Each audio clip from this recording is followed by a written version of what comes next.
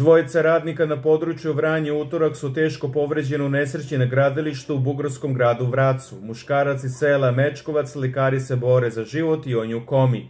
Njegov kolega iz Krive Feje također teško je povređen, ali nije u životnoj opasnosti. Kako prenosi bugarski medij, ima frakturu kičme i prelome kostiju lica.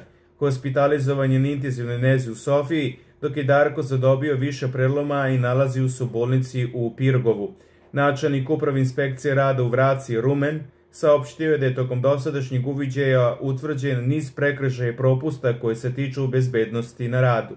Kolege nastradalih objasnili su da su njih dvojica bili u korpi dizalice i pali sa velike visine na betonsku podlogu. Prema saznanjima, radnici iz Vranja nisu oženjeni, a teško povređeni muškarac je pre nekoliko dana proslavio rođendan u Bugarskoj.